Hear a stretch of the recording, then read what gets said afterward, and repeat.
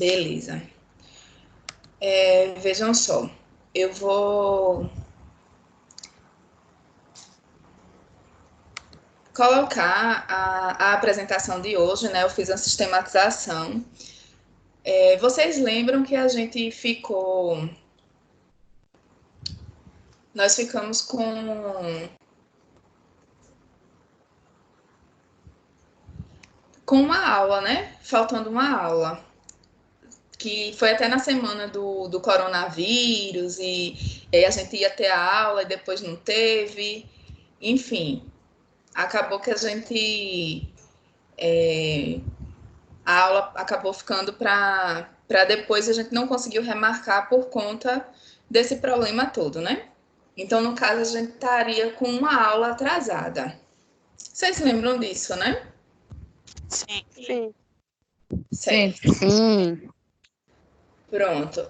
Vejam, eu fiz o seguinte, para vocês, porque eu fiquei pensando assim, de colocar a aula lá no AVA, o material, e vocês acabarem não lendo e ficar por isso mesmo. Acaba que vocês iriam perder uma aula, né? O que foi que eu fiz? Eu dividi a próxima aula, o tema da próxima aula, eu botei a metade na aula de hoje e a metade eu vou colocar na próxima aula. Porque aí a gente consegue ter todos os assuntos, a gente consegue discutir, né?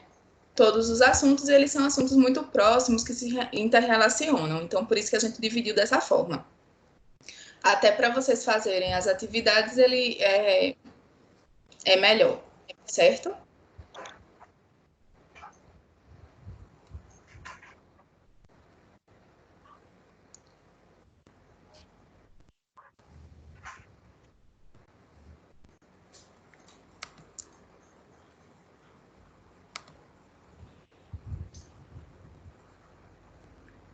Desliga o microfone. Gente, vejam. Desliguem os microfones. E aí, quando vocês quiserem falar, vocês ligam e podem me interromper a qualquer momento, tá, gente? Não tem problema, não. Mas aí, por enquanto, para o pessoal não ficar escutando, né? O tempo todo, quem tá na casa, acaba que a gente escuta tudo que tá acontecendo na casa de vocês. Aí, para não atrapalhar, vocês podem... Deixam o microfone no mudo, né? Desliga. E aí, quando vocês quiserem falar, é só ligar, certo? E aí eu vou passando aqui, qualquer coisa vocês me chamam. E, gente, deixa eu voltar aqui. Por favor, participem da aula, interajam, discutam, né? Porque isso é importante, inclusive, para a formação de vocês também, né? Aí, às vezes, fico eu aqui só falando sozinho o tempo todo. E aí fica uma aula até chata, né? Então, vocês podem falar a qualquer momento, certo?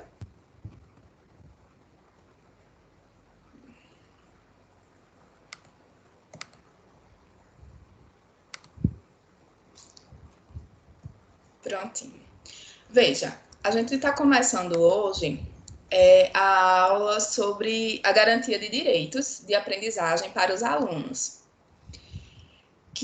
Hoje, na verdade, a gente vai começar a primeira sessão, né, que fala sobre os processos de aprendizagem, certo? E aí a gente vai começar um pouquinho da sessão 2 também, que é sobre a questão das interações sociais, certo? Então, a gente vai estar tratando vai estar abordando essas duas questões, principalmente, né? Porque elas se interrelacionam, né? Vejam, sempre que a gente tem discutido, que a gente tem conversado, eu tenho colocado para vocês... Só um minuto, gente.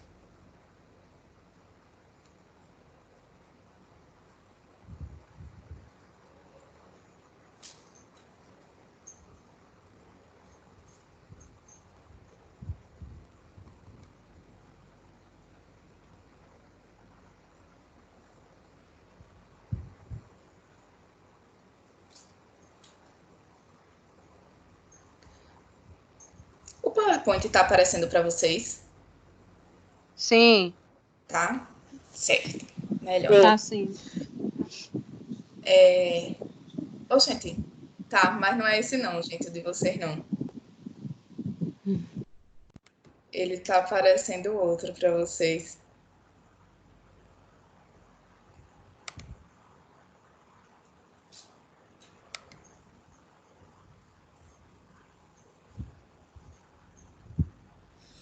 Ô, professora, eu acho Pronto. que o PowerPoint, o computador em geral, não gosta muito da senhora, não, né? Mulher, eu não sei não se é esse o problema. Eu acho que eu é que sou ótima nessas coisas. Assim, eu sei muito, entendo Vai dar muito de certo, tecnologia. mas vai dar certo. Vai sim. Vejam. Pronto. É isso. Então, a gente vai iniciar falando sobre a questão dos processos de aprendizagem, certo? E aí, em seguida, a gente fala sobre as interações, fazendo paralelo com as interações sociais. A gente tem conversado, né, sobre a questão do planejamento, do processo de formulação do projeto político-pedagógico da escola, e a todo momento a gente tem falado o seguinte: toda proposta metodológica, tudo que a gente ensina, a forma como a gente ensina, ela tem uma concepção do que a gente entende por ensino, do que a gente tem, uma concepção do que a gente entende por educação, certo? Todo o ensino, né, todo o processo educativo, ele é ideológico. Então, tem uma ideologia que norteia esse processo educativo, certo? Então, o valor que a gente atribui ao ensino, à educação, ao como ensinar e como que se aprende, né, ele está imbuído em toda a nossa proposta metodológica. Então, vejam, a função atribuída à educação hoje, né, qual que vocês diriam, se a gente perguntasse hoje, qual a função da educação? O que é que vocês me responderiam?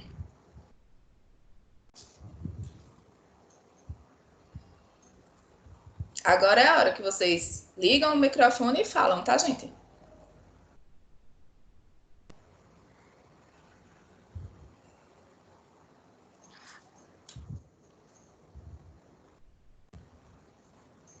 Pessoal?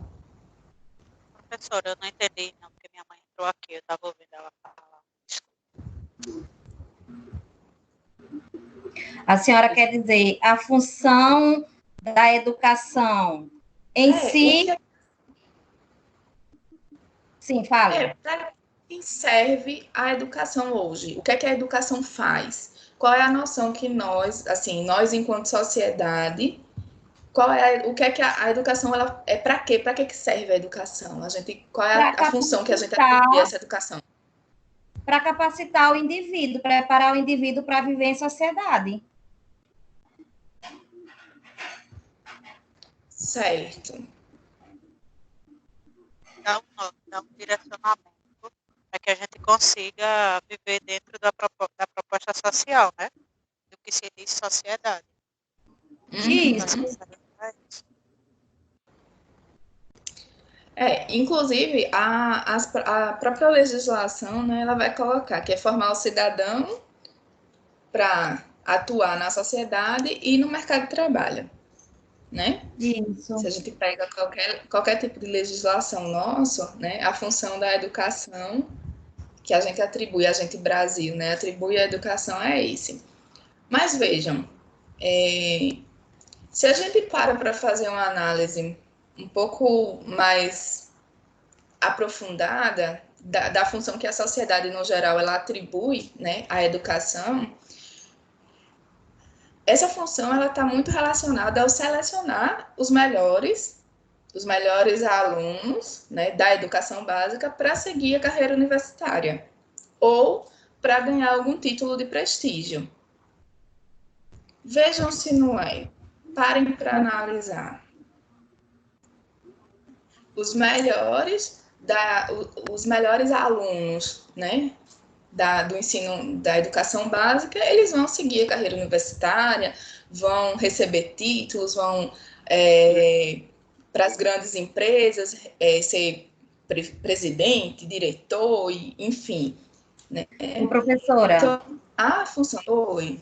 No caso, então, a senhora se refere não o sentido da educação em si, mas o direcionamento que a educação atual nos leva, certo? Exatamente. Exatamente. Do para que ela está servindo hoje, né? Como que ela está sendo direcionada hoje, né? Não o que a gente quer que a educação seja, mas como que ela está sendo direcionada hoje, né? E durante um certo tempo, né? Já, assim, isso é um processo histórico, né? De colocar os melhores, o que é que se entende por melhor, né? A gente vai ver mais na frente o que é que se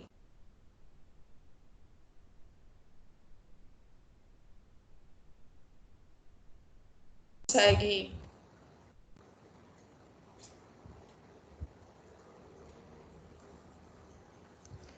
O que foi que aconteceu aqui? Ficou mudo. Ficou mudo. Professora, não tô Ficamos sem o ouvindo. seu áudio. Tá Oi. travando. Estão ouvindo agora? Ok. Agora Estamos. sim. Agora sim. Sim, agora sim. Gente, deixa eu só falar uma coisa para vocês. Os professores falaram também que de noite ele fica um pouquinho instável, o sistema aqui, essa ferramenta, né, que a gente está usando, porque acho que muita gente usando, né? Aí a gente tem que ir com calma também, porque se travar um pouquinho, a gente espera para poder não. Que ele volta, né? É só o problema Ô, da professora, internet e licença. da própria ferramenta. Pode dizer. Essa questão da ferramenta para a gente utilizar, ela é geral, obrigatoriamente a gente tem que utilizar essa, porque tem uma outra ferramenta onde é utilizada pela FAT e é bem melhor que essa, inclusive à noite não tem estabilidade, ela funciona normal, então, tipo, se não fosse uma coisa onde isso realmente seria determinado, a gente poderia até usar essa, entendeu, para as nossas aulas. Uhum. Eu acho que, por exemplo, semana passada a gente até tinha usado uma outra que foi até tranquilo, né? Tirando o fato de que a gente de 40 em 40 minutos a gente teve que entrar de novo, mas ela até foi mais estável. Foi até mais estável, né? Porque essa que eu tô falando, Realmente ela é não uma. tem intervenção nenhuma. Ela não tem intervenção nenhuma e ainda tem um bate-papo online, onde pode mandar mensagens. Tudo, você acompanha realmente em tempo real, entendeu? E eu não vi problema nenhum. Nem à noite, porque geralmente à noite, né, tem um grande fluxo, porque as aulas acontecem muito, mas nem isso. Então, é por isso que eu perguntei. Realmente, vocês viram que eu mandei o tutorial, né, de como acessar lá no grupo e tal. Realmente é uma orientação que a gente usa, todos os professores têm que usar essa. A partir dessa semana, né, agora, essa foi a primeira semana. Então, todo mundo da Pitágoras, todos os professores têm que usar essa ferramenta. Então, tem que ser por aqui mesmo. Mas, assim, ela é muito boa também, né? Eu não consigo mexer muito assim, tô aprendendo também, mas ela é boa, né? De manhã ela funciona bem, não tem tanto esses problemas não de ficar instável.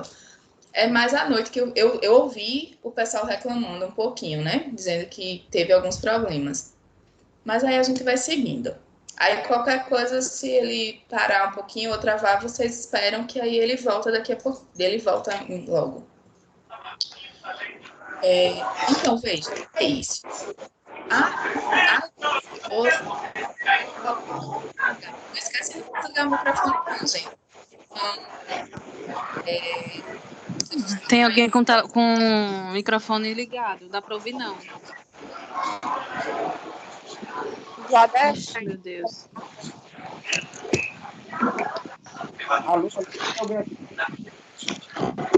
Não tô escutando nada. Tá horrível. Quem é que tá com o microfone ligado? Desligue, por favor. Era Silene, eu acho. Pronto. Acho que foi agora.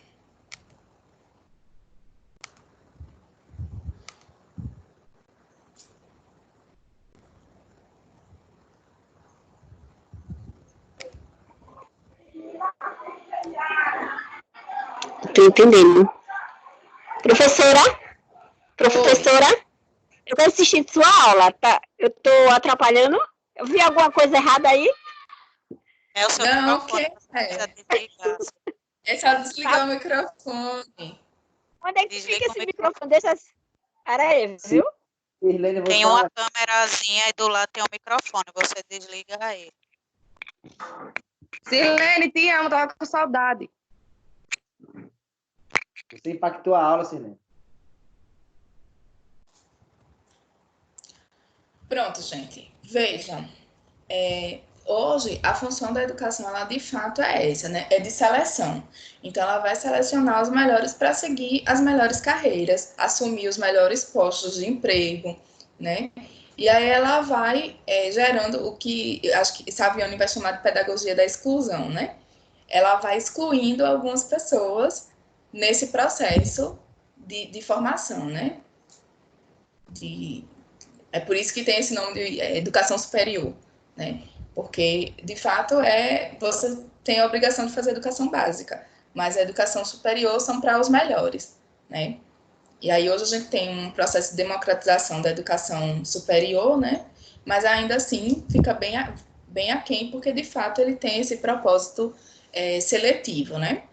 Mas vejam, todos os esforços educacionais e a valorização de determinadas aprendizagens são justificadas pela potencialidade que lhes é atribuída para alcançar certos objetivos propedêuticos. Então, vejam, quando a gente valoriza, por exemplo, quando a gente tem no ensino fundamental, no ensino médio, né, a valorização de português e matemática em detrimento das outras disciplinas, né, isso é você selecionar, né? E você selecionar a partir do objetivo que você está se propondo, o objetivo educativo a qual você está se propondo. E o objetivo da nossa educação hoje é esse objetivo propedêutico, né? Que é você ensinar apenas os que têm um potencial para os que são importantes na sociedade que a gente vive, que é essa questão mais conceitual, mais intelectual,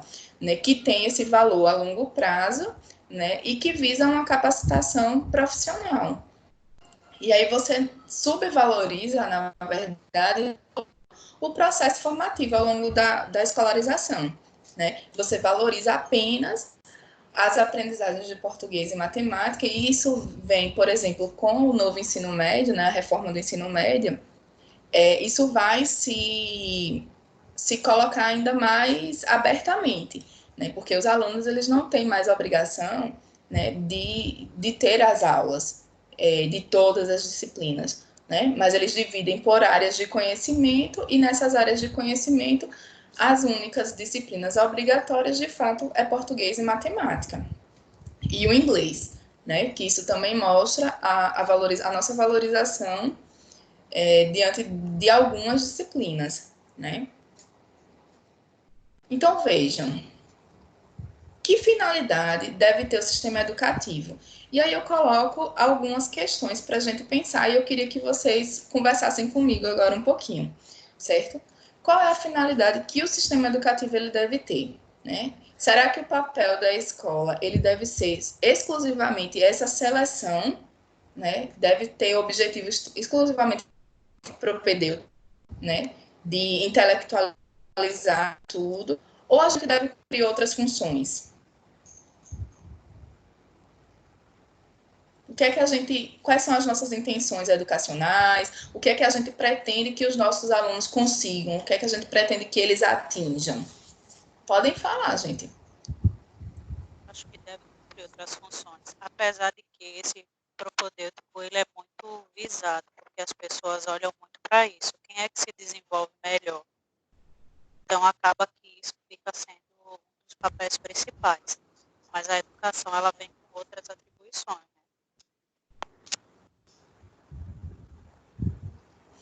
Mas é só isso? Só esse papel intelectual que a educação deve cumprir? Não, então, eu estou falando, não só deve cumprir o intelectual, porque eu acho que na educação a gente aprende muita coisa em diversas áreas, e não somente na parte intelectual. Mas o que mais chama a atenção fica mais visível essa questão, realmente, do intelectual. Mas lógico que a proposta da educação não é essa. E quais seriam as outras funções que a gente pode cumprir enquanto escola, enquanto professor? Kathleen, para você agora. Vamos. Pode Adriana. repetir?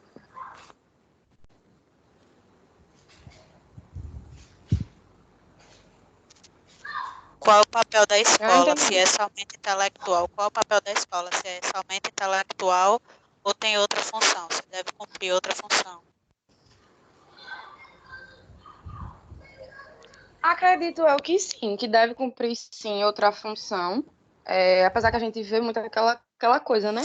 Teoria é uma coisa, prática é outra, mas que muitas vezes isso realmente acontece, porque às vezes a escola ela faz até o papel de casa, até o papel da família, o papel de muitos outros lugares é o que a gente vê diariamente na escola. Uhum. Então, ela não só cumpre aquele papel de você vai à escola apenas para você estudar português, matemática, ciência. Não, você não vai à escola apenas para isso, sabe? Hoje em dia a gente sabe que a educação no geral, ela é um campo vasto, onde principalmente a educação infantil, você vai aprender princípios importantes, como o brincar, que é muito importante, entre outras atividades. Por isso que não é só um campo onde antigamente era bem mais fácil de você relacionar apenas a escola como esse meio. Hoje em dia, acredito que não mais. Vejam, gente, já tem um bom tempo, na verdade, por exemplo, que na legislação da educação brasileira, por exemplo, que a gente já coloca, já aponta, né, a necessidade de formar o ser humano na sua integralidade, né? E aí isso começa na educação infantil, e hoje a gente conseguiu avançar bastante na educação infantil nesse sentido, né, de formar, de pensar a formação da criança, não só na questão da alfabetização dela, né, mas desenvolver a motricidade, a atividade, né, e o intelecto também, né, não só um em detrimento dos outros, mas que eles sejam indissociáveis, né? E a gente tem avançado muito nisso. Porém, a gente avança, inclusive, na educação infantil, mas quando a gente chega no ensino fundamental, isso tem uma quebra imensa, né? Então, vejam, eu lembrei agora de um dos planos de ensino de vocês, que vocês fizeram análise, atividade, né, que vocês fizeram a análise. E tinha um, inclusive, que era da educação infantil, um plano anual de educação infantil. E aí tinha lá os eixos, né? Como eu acho que era um plano um pouco mais antigo, porque ele ainda estava com o referencial, com o currículo dele era baseado no referencial curricular, né? Não era na BNCC, ele ainda estava com o referencial curricular. Mas vejam, o que é interessante, ele colocava lá, o referencial ele divide por eixos, né? Divide a educação infantil, os conteúdos a serem trabalhados na educação infantil a partir de eixos. E aí ele colocava lá, letramento. Aí a escola colocou no letramento e oralidade, aí a escola colocou português. Ensinar isso, aquilo, outro. Matemática. Ensinar, aí tinha os conteúdos. Natureza e sociedade. Aí tinha lá, ciências, esses conteúdos. História, tais conteúdos. Geografia, tais conteúdos. Então, vejam, não se consegue, a gente enquanto professor, a gente enquanto escola, né, enquanto instituição, a gente tem uma dificuldade muito grande de compreender a educação nessa totalidade das coisas, de formar o ser humano, de como que a gente faz uma educação que forme o ser humano na sua integralidade, né? E aí a gente tende a disciplinar tudo é por disciplina. Então, o eixo, quando os referenciais curriculares, eles colocam os eixos, né, as linguagens que devem ser trabalhadas na escola, não é para a gente transformar a linguagem o eixo natureza e sociedade nas disciplinas que se colocam no ensino fundamental, né? Isso é fragmentar a gente tem que trabalhar tudo de forma interdisciplinar, né? A proposta da educação infantil, inclusive, é esse trabalho coletivo, né? Esse trabalho em disciplinas e dos conteúdos, né? Então, a gente tende sempre, pela nossa formação, pelas nossas experiências mesmo, pelas nossas interações diárias, a gente tende a fragmentar todo o nosso conhecimento, fragmentar todo o sistema educativo, o currículo, né? Então, a gente tende a fragmentar tudo, em vez de pensar numa totalidade.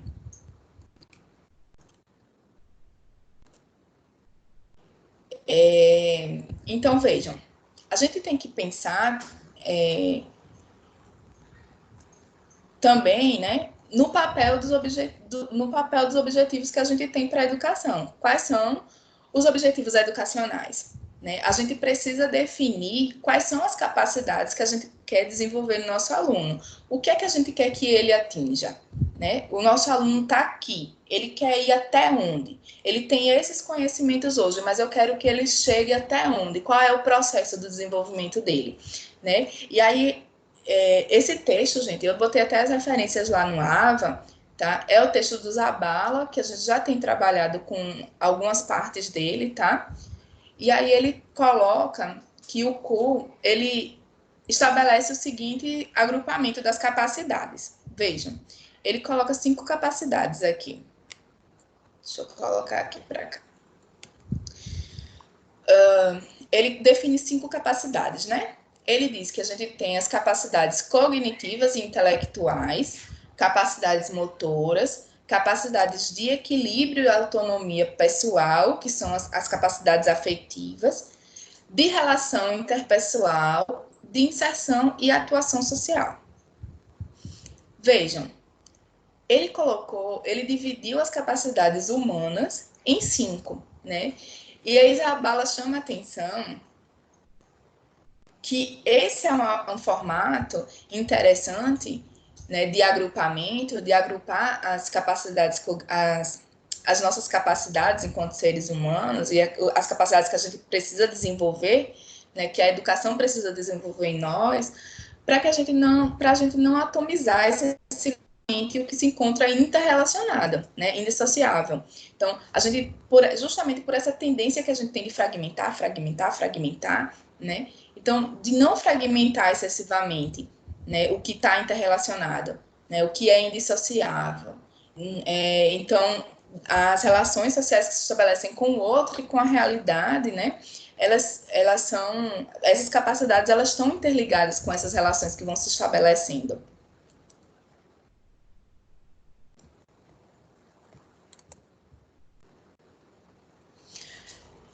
Então, vejam, hoje, né, o ensino ele vai priorizar essa capacidade cognitiva, né, a partir desse ensino propedêutico que ele coloca, e aí as aprendizagens elas vão se dar justamente por essas disciplinas ou matérias tradicionais, né?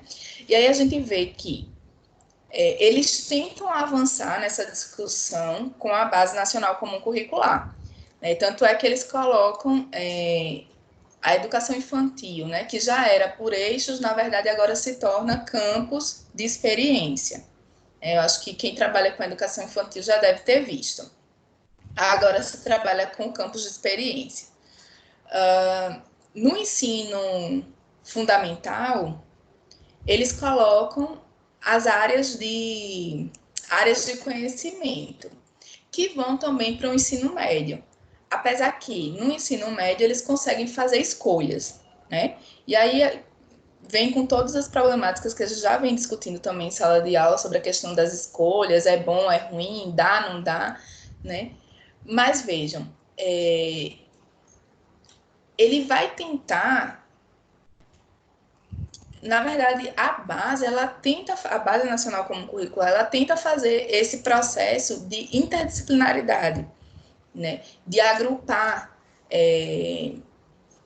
disciplinas em campos, né, em áreas de conhecimento, né, para sair um pouco dessas matérias tradicionais, né. E aí vejam, o que eu já tinha comentado com vocês sobre que a escola ela precisa promover essa formação integral, né? E aí o Zabala ele bota duas perguntas lá no texto dele que eu achei interessante, né? Na atualidade, devemos considerar que a escola também deve se preocupar com as demais capacidades ou essa tarefa corresponde exclusivamente à família ou a outras instâncias? Por acaso é dever da sociedade e do sistema educacional atender a todas as capacidades da criança?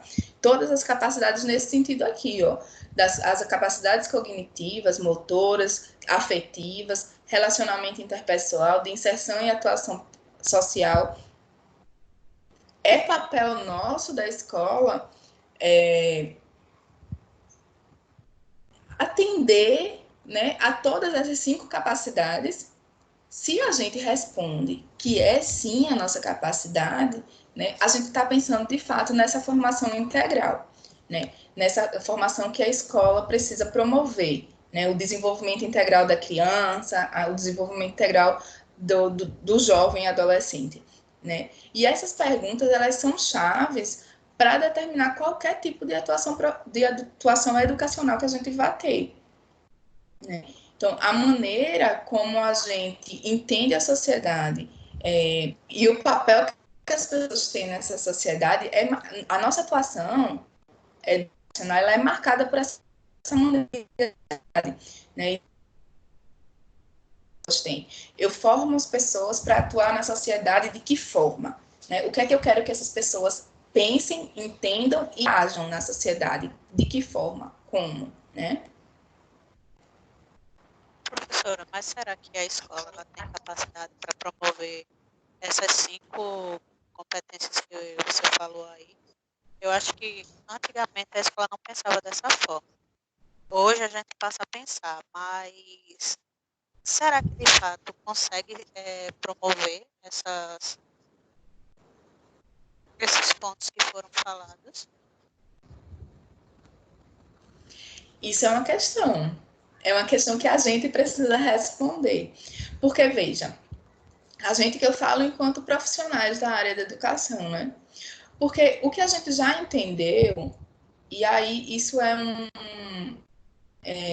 há um certo consenso, e apesar da gente divergir, né, na forma como lida com determinadas coisas, mas há um certo consenso que, por exemplo, o ensino tradicional, ele é problemático, né? Você lidar exclusivamente com esse ensino propedêutico, com esse desenvolvimento da capacidade cognitiva exclusivamente, ele é problemático, né? Veja, você colocar uma criança, tratando de educação infantil, por exemplo, você colocar uma criança 4, 5 horas diárias sentada fazendo atividade, né, atividade escrita, por exemplo, gente, isso é uma violência com a criança, com o corpo dela, entende? Isso é um processo de adestramento e adestramento de fato, né? Sim, é uma violência com o corpo da criança, com o processo de autonomia dela, de desenvolvimento, né? E há um certo consenso em relação a isso. Claro que a gente tem outras questões, né, de como que a escola ela pode tratar dessa educação integral, de desenvolver todas essas outras competências, né? E aí a gente tem uma série de fatores. A gente tem a questão da formação dos professores, né? Os professores hoje não têm formação adequada, né, para lidar com a formação integral do indivíduo. A gente não tem remuneração, as condições de trabalho. Professora? Tem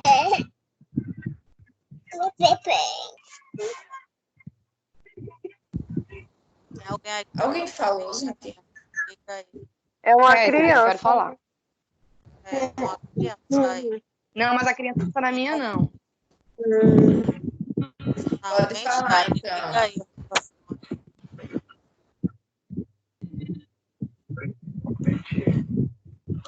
Renata entrou agora, ela precisa desligar o microfone.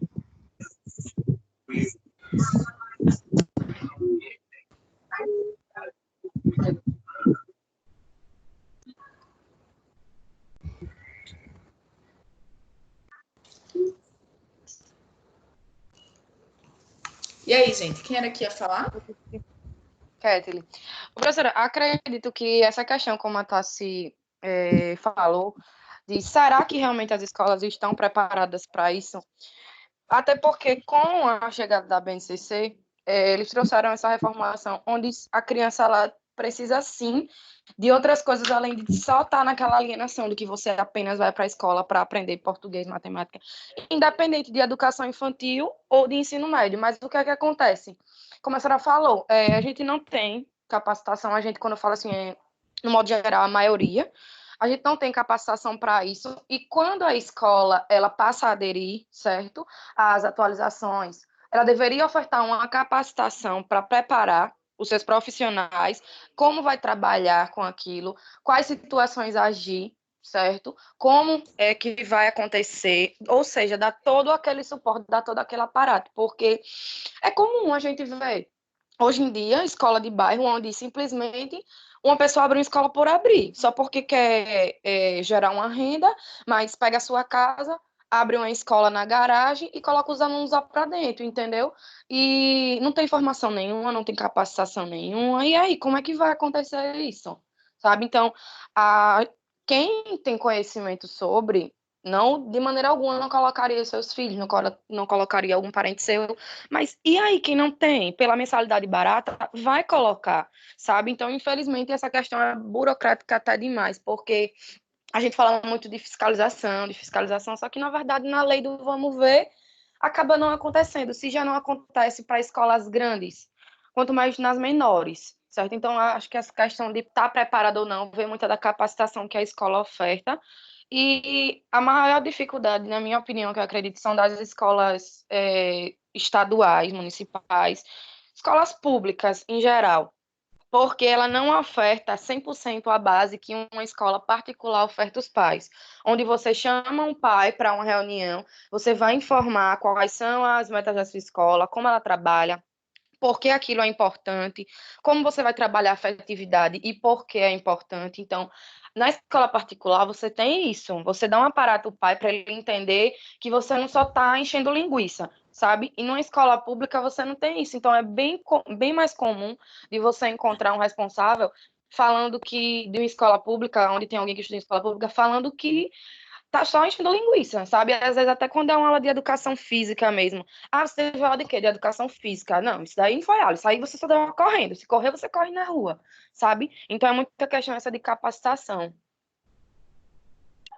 Eu discordei um pouquinho com o que ela falou agora, porque a minha filha estudou em escola pública, em creche, assim, né? E, assim, quando a gente, no começo das aulas, teve uma reunião e foi informado, assim, o que ia acontecer durante a aula, né? A proposta de ensino da escola. Então, eu discordei nessa parte. Mas o que é que acontece? Nessa parte, na questão do... Porque, assim, hoje em dia a gente trabalha muito afetividade, você trabalha muito sensorial. Então, o olhar da escola particular vai ser mais minucioso a isso, sabe? A escola pública, ela não vai detalhar para você, ó, a gente vai trabalhar a afetividade porque ela precisa disso, ela precisa daquilo outro. Ela vai explicar, sabe, o que a escola trabalhar, quais são as metas, essas coisas. Mas nas questões onde a BNCC hoje em dia ela detalha para a gente, é um pouco mais complicado de se ver. Vejam, sobre essas questões todas, né? Primeiro eu queria dizer falar um pouquinho assim sobre a questão das escolas de bairro de garagem, né? Vejam, não só as escolas de garagem, mas toda a rede privada, né? Houve, assim, dos anos 90, eu acho, final dos anos 90 para cá, houve, assim, um avanço imenso, né, uma abertura imensa para a educação privada. Né? Por quê? Porque está se gerando um grande mercado educacional. Então, a educação hoje, ela virou uma mercadoria. Então, ela é vendida. Entende? Verdade. Onde que a gente está, do que é que a gente está falando. Ele é um produto que ele é vendido. Até o promoção continuada, né? Promoção automática que o vídeo lá cita. Uhum, exatamente. Então, assim, há esse problema desse grande mercado global educacional, né? Então, assim, A educação, ela de fato, ela é vendida, né? E aí o que a gente precisa levar em consideração é que é o nosso papel enquanto educador ao pensar sobre isso, ao refletir sobre essas questões. A gente não tem como controlar, por exemplo, a mãe e o pai que coloca a criança, né, desavisado muitas vezes, porque é um pai e uma mãe que às vezes é analfabeto, né? Só que eles trabalham e aí o que é que eles querem? Não, eu vou dar uma educação melhor para o meu filho. Só que eu não tenho condição de pagar uma super escola, mas eu também queria colocar numa pública, né? Por N questões da escola pública, tá, gente? Pelas questões da qualidade, pela questão da violência. E eu não estou dizendo que ela é boa ou que ela é ruim, não. Eu estou dizendo que existem vários fatores, né? E aí a gente sabe que tem vários pais que, não quero colocar meu filho na escola pública, eu vou me esforçar mais e vou tirar de onde eu não tenho para colocar numa escola privada, mesmo que seja essa do bairro lá, na garagem da minha tia, da vovó que mora na rua que eu moro. Tá entendendo?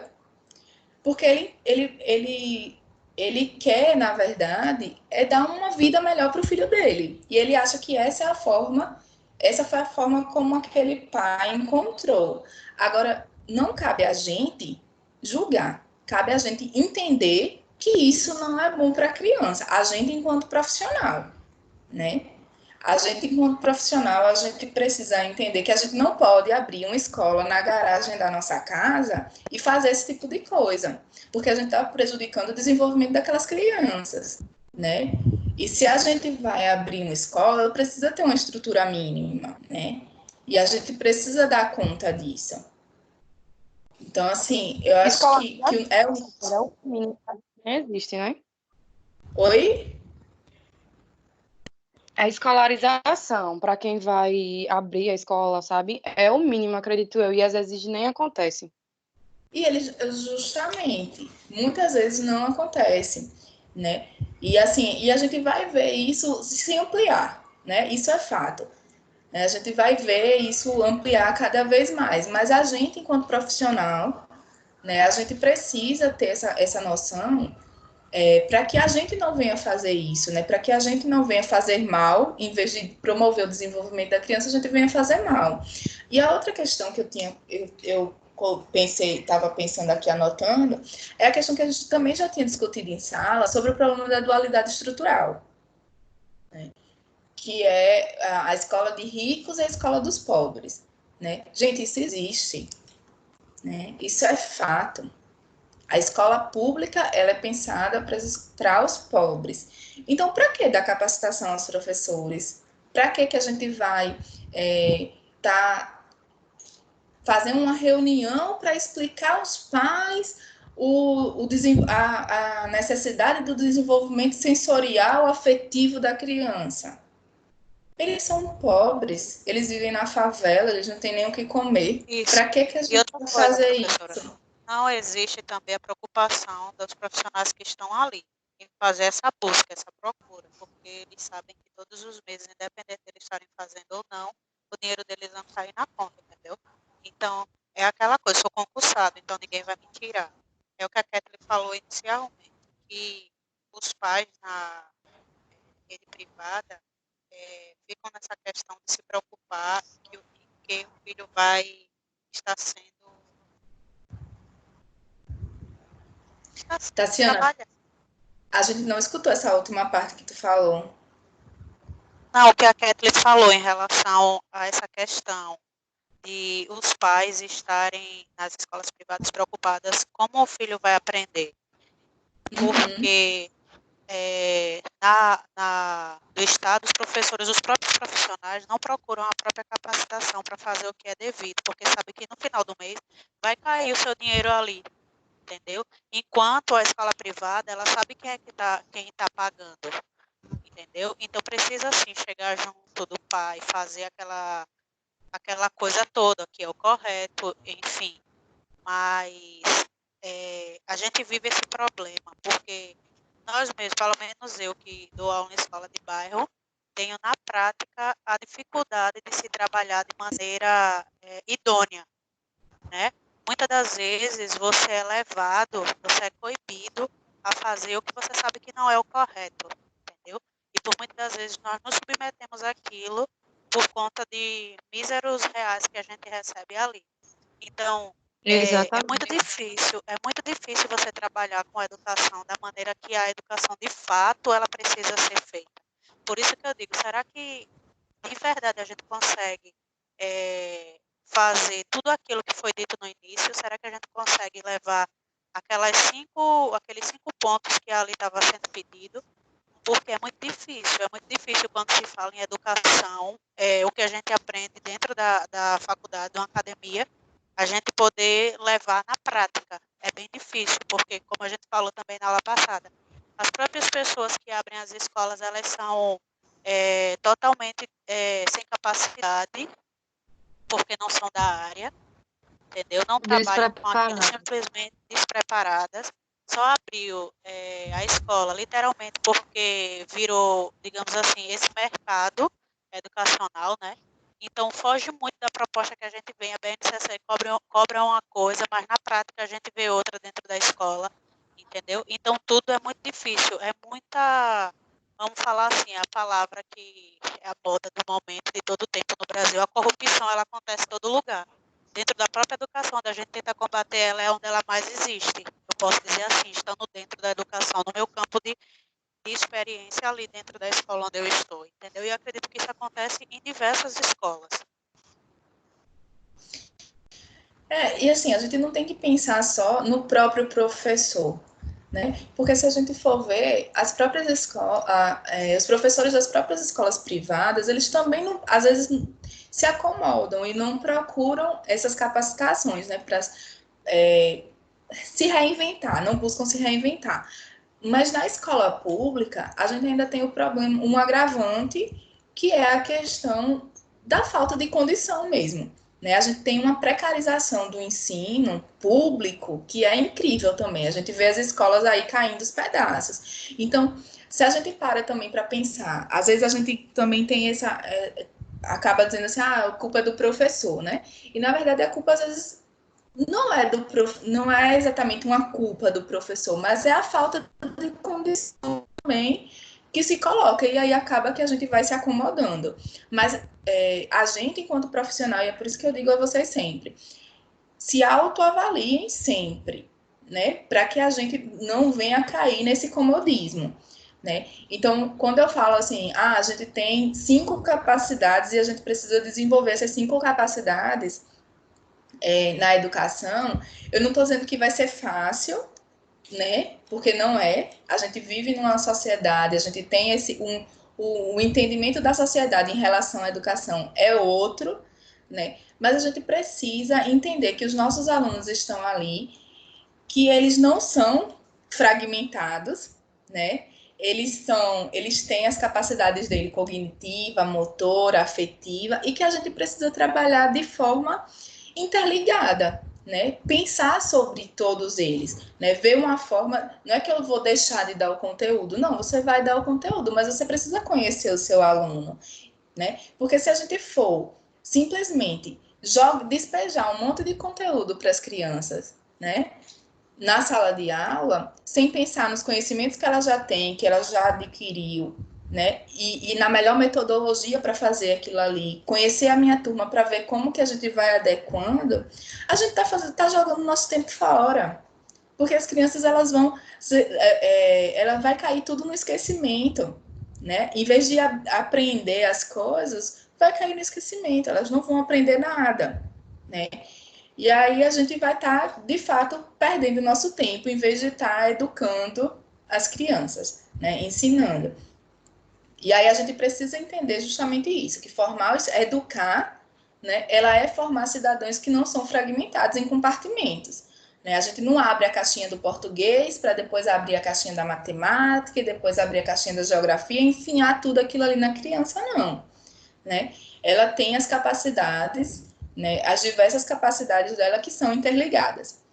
E a escola, ela é essa instituição, né, esse lugar de excelência para estabelecer esses vínculos e as relações de significação, né? Então, é principalmente na escola, a partir das interações que a criança, das relações que a criança vai estabelecendo na escola, que ela vai definindo as concepções. Concepção que ela tem dela mesma, concepção que ela tem do outro, né? A concepção sobre a sociedade que ela vive, né? A cultura em que ela vive, tudo isso, né? Tem na escola como esse lugar de excelência para significar as coisas, né? Então, vejam, a gente precisa entender, gente, que tudo que a gente faz na sala de aula, o menor que seja, ele vai incidir em maior ou menor grau na formação dos nossos alunos. Tudo. Um adesivo que você cola na parede. Tanto é que quando a gente muda alguma coisa de lugar na sala, quando a gente cola um cartaz diferente na escola, os meninos percebem. Do mesmo jeito que eles observam essas coisas, né, isso também atua na formação deles, na forma do desenvolvimento deles, né? A forma como a gente organiza a nossa aula, se a gente se prepara, se a gente não se prepara para dar aula, né?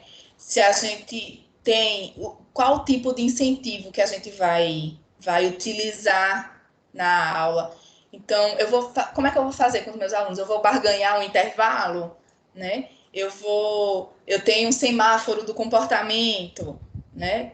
Como que eu vou incentivar os meus alunos, vou motivar os alunos a prestarem atenção naquela aula, né? As expectativas que eu tenho em relação aos meus alunos, né?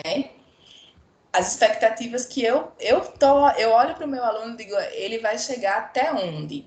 Até onde esse meu aluno vai chegar? Mas as expectativas também que eu gero no meu aluno, né? Porque ele pode ser frustrado também.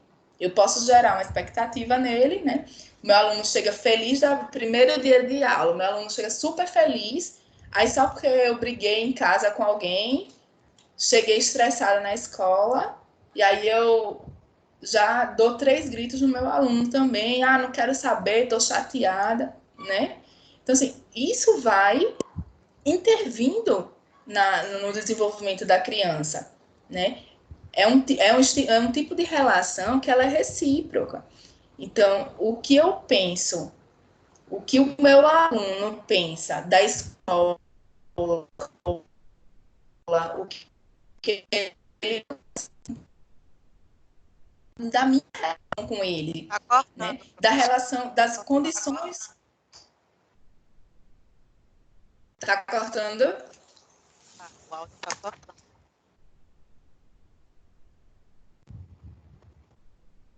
Tá um pouquinho ruim. Mas vejam, vai das condições que eu estou proporcionando para o meu aluno, entende? Os materiais que eu uso, né?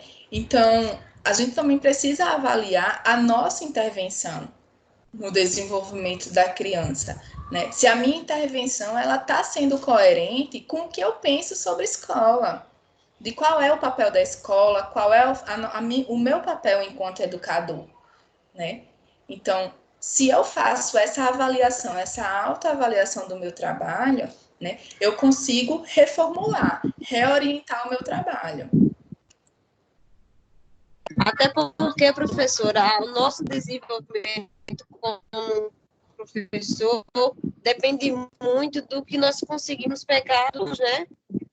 Então, eu acho muito importante essa questão do conhecimento prévio aí, a gente pegar, ver o que eles precisam, o que eles necessitam, para nós podermos saber o que nós vamos ministrar.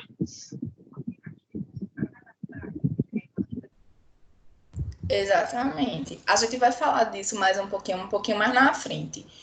Mas vejam, sobre essa questão dos conhecimentos prévios, né? Vejam, o Zabala, ele coloca como um conteúdo de aprendizagem 3 tipos de conteúdos. Conteúdos que a gente vai poder, esses conteúdos a gente pode usar em qualquer uma daquelas capacidades, para desenvolver aquelas capacidades, né? E aí ele distribui os conteúdos que a gente tem na escola em 3, que são os conceituais, e aí ele coloca uma pergunta, o que se deve saber, né? Todo conteúdo que é para você aprender alguma coisa, né? Para você aprender a saber de alguma coisa, é um conteúdo conceitual. Procedimental é o que você deve saber fazer. A gente ensina as crianças a fazer alguma coisa.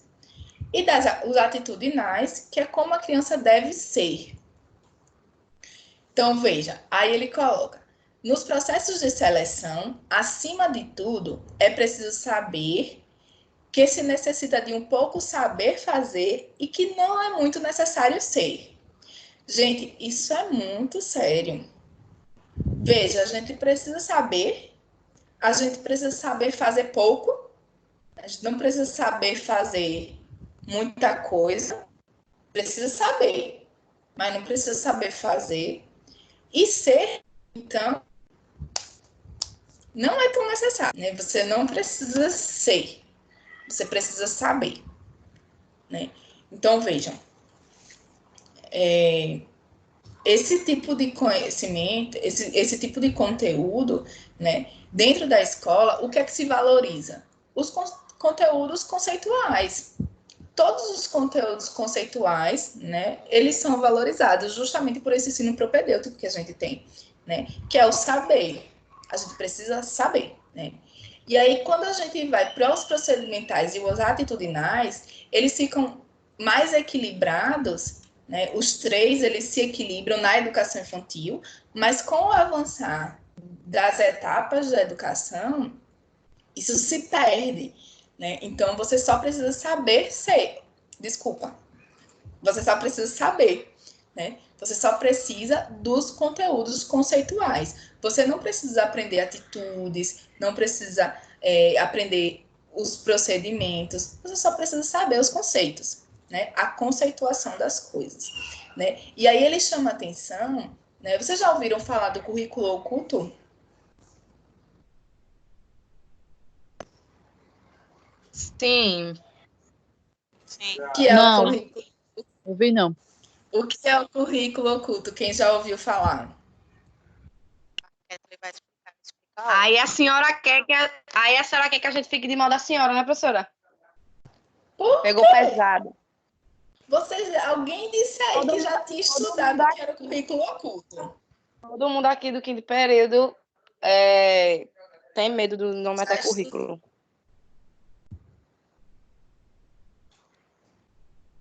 E aí? Tá todo mundo oculto agora.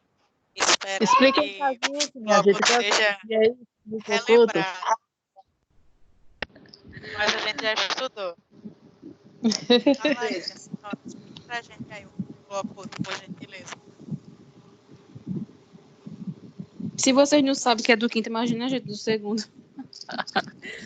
Vejam, gente. O currículo A gente sabe, a gente só quer recordar. Ah, tá, entendi. Vejam, o currículo oculto, ele é tudo que não é tudo que é ensinado na escola, mas não está explícito lá nos planejamentos. Por exemplo, quando a gente na educação infantil... Seria, em outras palavras, o resumo da educação informal, no caso, né? Não é na educação informal, exatamente. Não.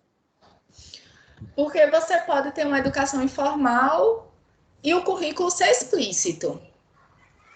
Mas veja, o que é, por exemplo, quando a gente está lá, os meninos estão na hora do recreio, né? Está na hora do intervalo e eles estão lanchando. E aí uma criança vai, come a pipoca, ela terminou de comer a pipoca e ela jogou o saco de pipoca no chão. O que é que a gente faz? Ensina ela que não pode jogar as coisas no chão. Precisa jogar as coisas no lixo. Isso é um conteúdo atitudinal, né, de como se deve ser, e que ele não é avaliado pela escola. Ele não está lá explícito no currículo, no planejamento da escola, que a gente precisa ensinar a criança a não jogar o lixo no lixo. Ou que a gente precisa ensinar a criança a jogar o lixo no lixo. É como se fosse as práticas, as atitudes, os gestos, essas coisas que vão estar no dia a dia do dia a dia do professor, do aluno, e que não vai estar lá explícito. Isso, exatamente isso, Carol. Poderosa. Concepção de mundo, gente.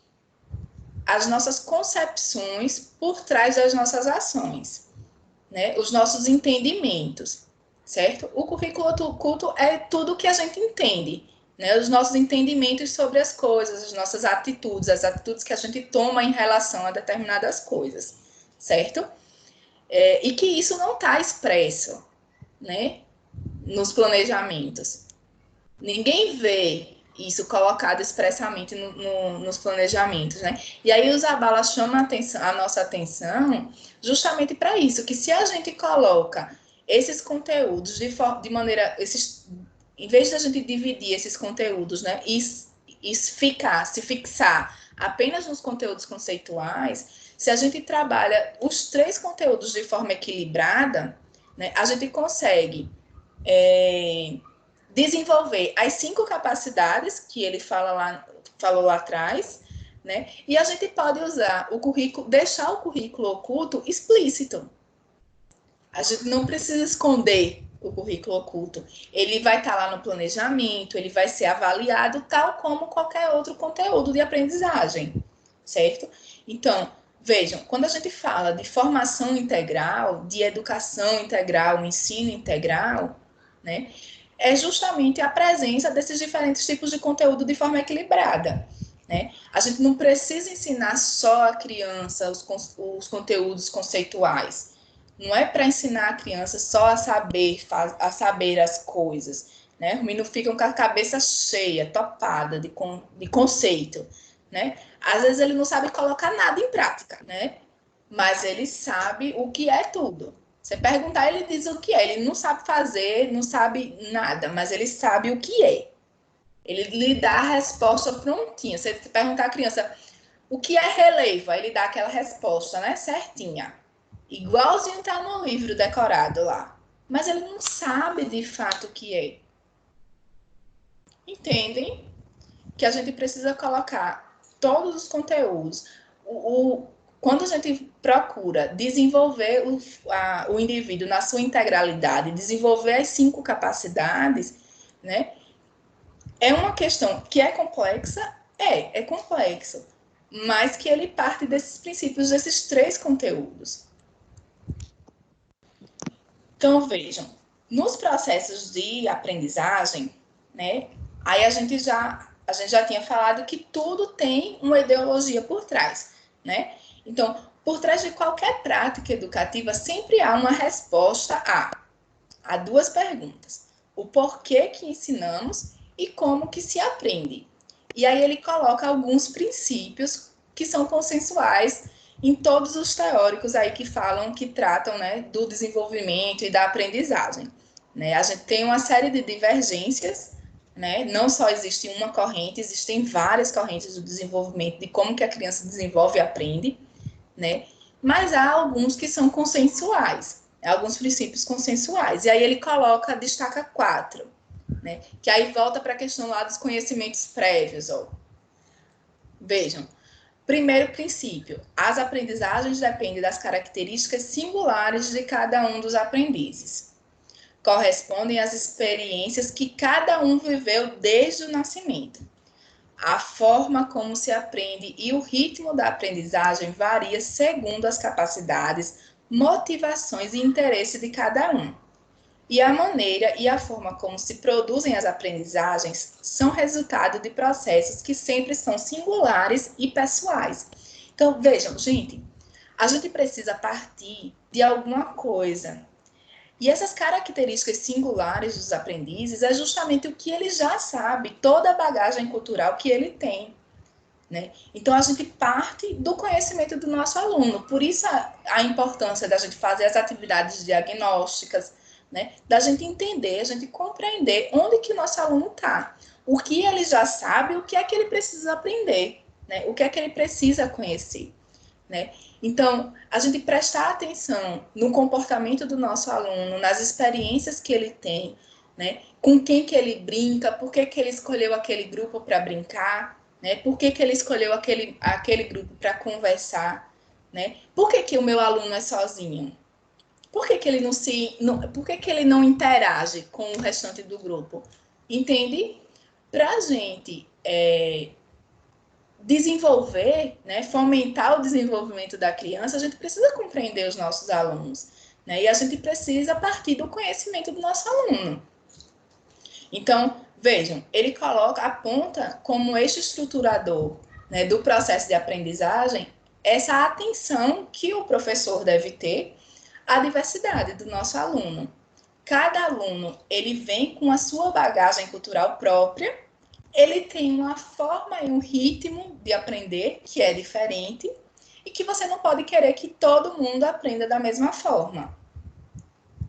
Cada um vai aprender de uma forma diferente. E é por isso que quanto mais métodos diferenciados você utilizar, melhor, né?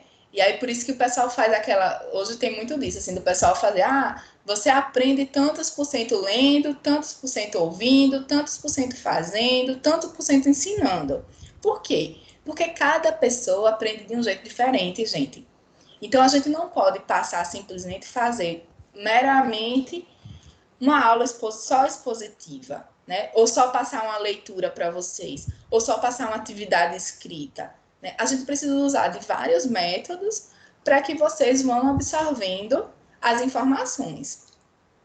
E as crianças também, claro, né? Obviamente. Então, vejam, ele coloca para falar desses processos de aprendizagem, ele coloca 2 exemplos, que eu coloquei aqui porque eu achei muito interessante. E ele usa justamente as aulas de educação física como exemplos, né?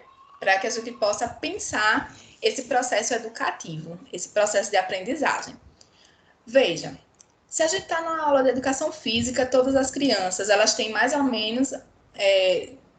são mais ou menos da mesma idade, né? E aí os tamanhos é que vão variando a depender de cada um.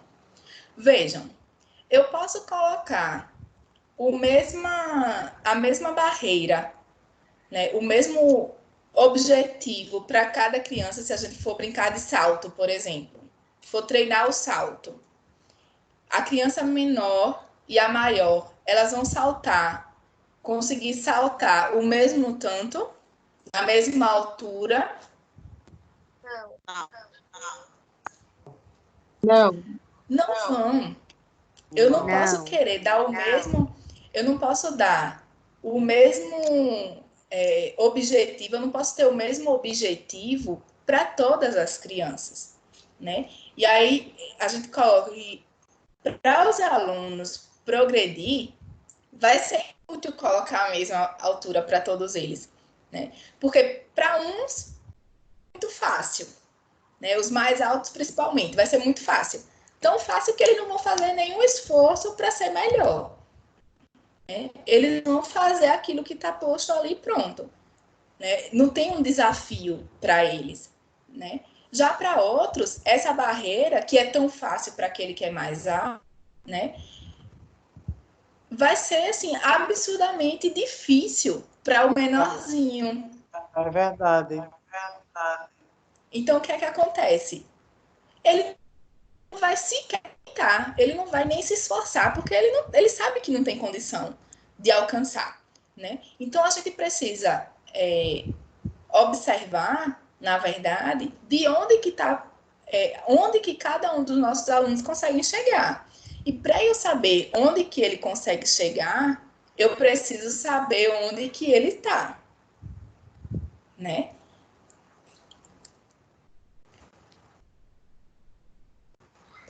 Vejam, ele coloca um outro exemplo da cambalhota, mas aí eu vou deixar esse exemplo para vocês depois lerem com mais calma. Tá lá na... E aí é bem legal esse da cambalhota, porque ele vai explicar de uma forma toda teórica a cambalhota, né?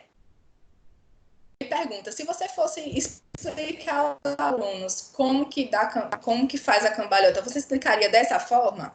Né? Que é uma forma toda teórica, toda intelectual, né? Toda baseada na física lá. E a gente sabe que não, né? O que a gente vai fazer quando vai explicar, por exemplo, a educação física vai pedir para o aluno fazer a cambalhota, ele vai botar todo mundo lá em fila indiana e vai botando o povo para fazer as cambalhotas. E no máximo que ele vai fazer é ajudar a criança a dar a cambalhota, né? E ele vai mostrando como é que faz, vai ajudar, vai dar um empurrãozinho aqui, um empurrãozinho ali. Vejam, gente, a gente precisa... Oi.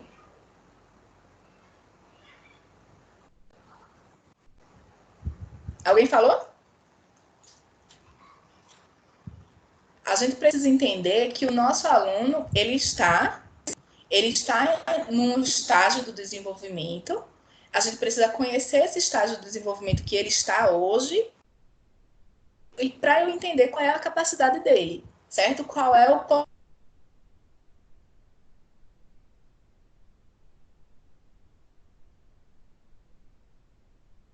ver até onde ele possa, o máximo que ele pode. Vejam,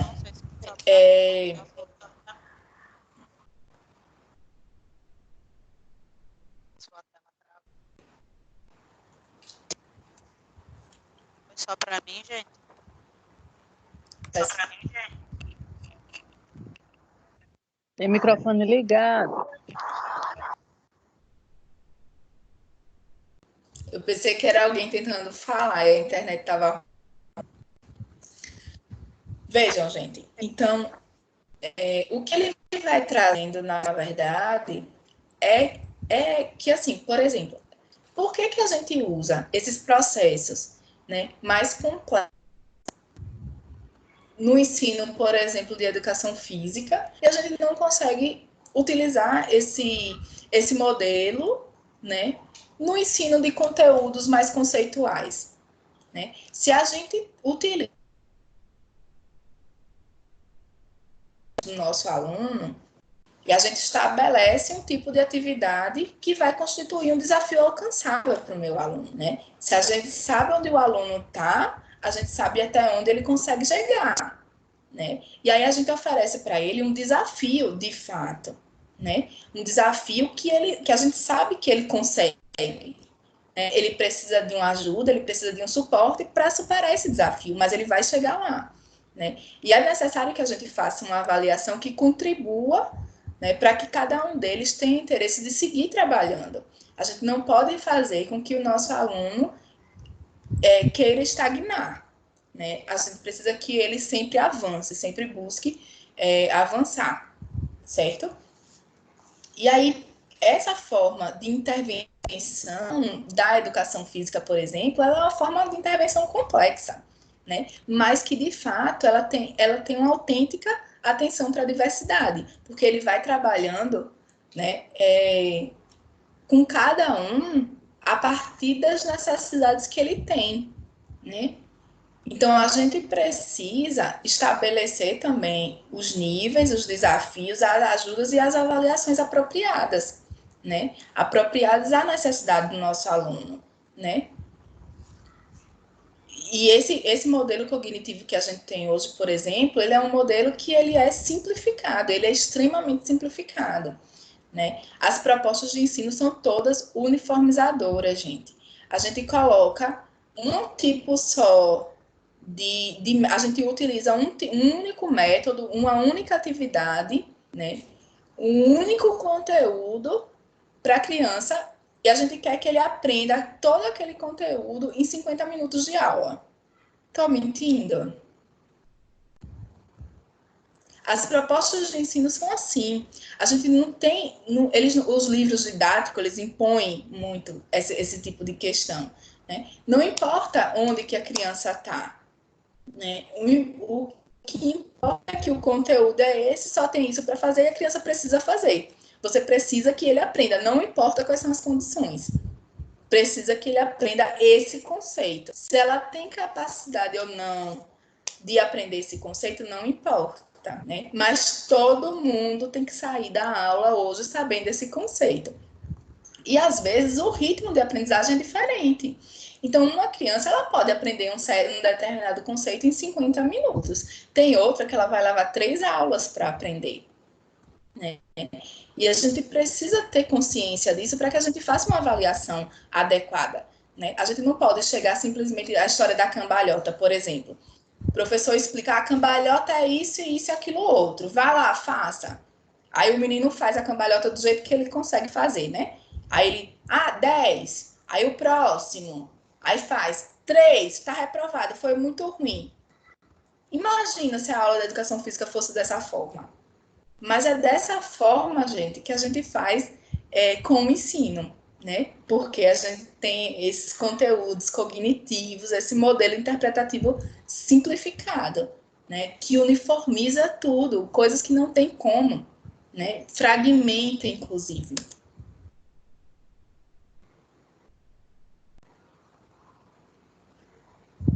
A proposta do professor, então, em todas as esferas é olhar o aluno como um todo, né? Nunca olhar assim, nessa parte fragmentada, pelo fato de que cada criança ela é individual. Entendi, estou compreendendo.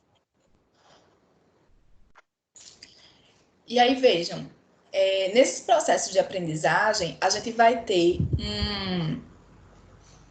uma teoria, né, que ela vai se sobressair, que é a questão a teoria do construtivismo, né? Aí, eles têm tanto o construtivismo como o socioconstrutivismo, socio-interacionismo, né? Que ele vai dizer o seguinte: esses processos de aprendizagem, eles têm uma estrutura cognitiva. Essa estrutura cognitiva são redes de esquemas de conhecimento. Esses esquemas, eles são representação do objeto de conhecimento. São representações que a gente tem, significações, né? Que faz de determinadas coisas, ou de determinados esquemas de conhecimento, ele vai depender do nível de desenvolvimento do aluno e dos conhecimentos prévios que ele pode construir, né? Então, o esquema que o meu aluno, a representação que o meu aluno tem sobre determinado conceito, vai depender do conhecimento prévio que ele teve e do nível que ele conseguiu alcançar do desenvolvimento, né? E a situação de aprendizagem, ela é justamente esse processo, né? Esse caminho, esse percurso entre o conhecimento prévio e o nível a que ele chegou, né? Que aí, nesse processo, ele vai fazendo um processo de comparação, de revisão, construção de esquemas sobre esses conteúdos escolares. Então, todos os esquemas de aprendizagem, de conhecimento que a gente tem, eles são revisados, eles são modificados a cada dia, né? A cada nova significação que a gente vai tendo, a cada conceito que a gente vai descobrindo, vai conhecendo, né? A gente vai revisitando esses esquemas, vai revisitando as nossas significações e vai modificando ou afirmando, né? Reafirmando os significados que a gente tem, que a gente já deu, né? E aí eles vão tornando-se mais complexos, se adaptam melhor à realidade, são mais ricos nas relações que a gente estabelece, né? E isso é o que a gente chama de aprendizagem significativa, né? É quando o meu aluno, ele consegue aprender um determinado conceito e fazer, colocar ele em prática, né? Fazer essa comparação, essa revisão, perceber se de fato o significado a significação que ele tinha feito anteriormente, se de fato ela se reafirma ou se ele precisa mudar, né? Se ela precisa ser reconstruída, modificar, passar por uma revisão, né? Todas as vezes que o nosso aluno ele consegue de fato colocar em prática, né?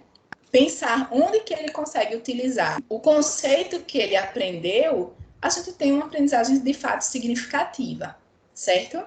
E isso é extremamente importante para a criança, gente. E é nisso que o construtivismo ele se baseia e ele vai trazendo... e eu não estou defendendo aqui especificamente que o construtivismo é o melhor para se trabalhar. Não é isso. Eu estou dizendo que tem alguns conceitos, inclusive porque eu acho que tem uma série de questões o construtivismo, né? Mas perceber, né, esse conceito da aprendizagem significativa e de que o meu aluno, ele parte de um lugar, né, e que a aprendizagem dele, essa situação de aprendizagem, ela precisa ser significativa para o meu aluno, ela é extremamente importante. Vejam, o ensino, ele tem que ajudar a estabelecer tantos vínculos essenciais e não arbitrários entre os novos conhecimentos e os conhecimentos prévios que permitam a situação. O papel ativo e protagonista do aluno, ele não vai se contrapor à necessidade do papel ativo do professor, certo? Muito pelo contrário. Ele propõe... Ai, saiu aqui, gente.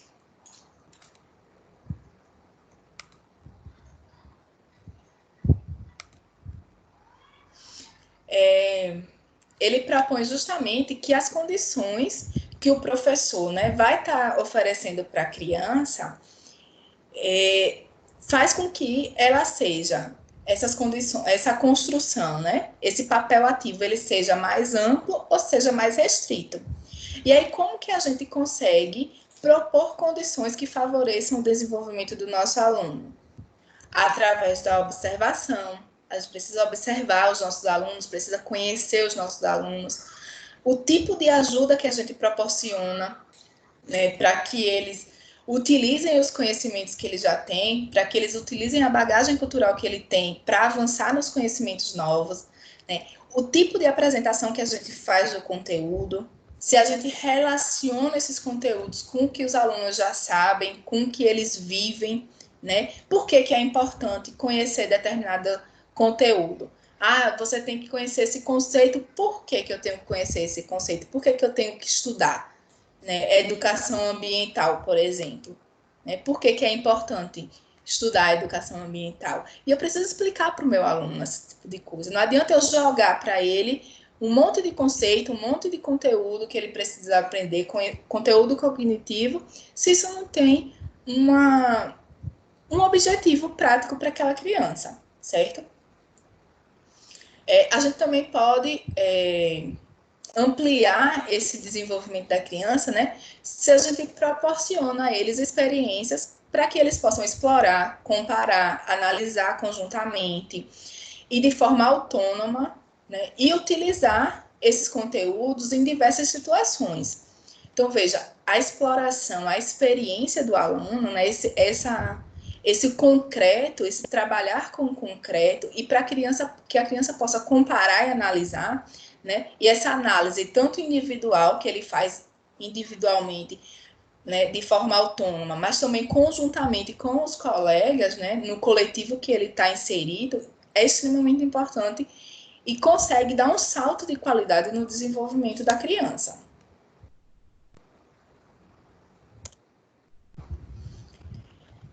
E aí, vejam, a intervenção pedagógica, ela vai mover a atividade mental do nosso aluno. E aí ele vai passar por sucessivos momentos de equilíbrio, desequilíbrio e reequilíbrio. Então, a nossa criança, ela sabe determinada coisa, ela vai aprender um novo conhecimento, vai desequilibrar aquilo que ela sabe. Eita, mas eu pensava que era assim. E agora eu estou vendo que não é mais. E ela reequilibra a partir do momento que ela absorve aquele novo conhecimento. E aí, veja, esse processo também é um processo que aí os teóricos, né, socio-interacionistas, Vygotsky principalmente, ele vai trazer para a gente, ele vai trazer uma contribuição extremamente importante na questão do desenvolvimento, que é a noção de zona de desenvolvimento proximal, né? A gente tem o desenvolvimento real, o desenvolvimento potencial e a zona de desenvolvimento proximal. O desenvolvimento real são as habilidades que a criança já tem, ela já adquiriu aquelas habilidades, né? O potencial, o desenvolvimento potencial, é o que eu sei que a minha criança consegue fazer com ajuda, né? Se eu ajudar a criança, ela consegue fazer. Então, a zona de desenvolvimento proximal é justamente o caminho que a criança vai percorrer entre o desenvolvimento real e o desenvolvimento potencial.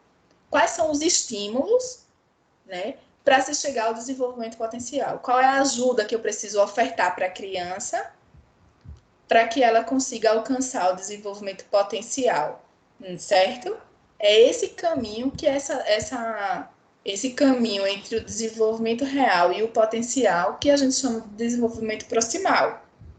E é essa noção que faz com que a criança avance. Pode falar. No caso, nós, os professores, digamos assim, nós somos essa força, esse potencial. Que a criança está sempre em anseio a o que vai vir, né? O que vai ser. e nós seríamos essa energia desse fluir, digamos assim. Veja, eu entendo que o nosso papel está muito mais nessa zona de desenvolvimento proximal. Por quê? A gente que vai dar os estímulos, a gente que vai dar essa ajuda.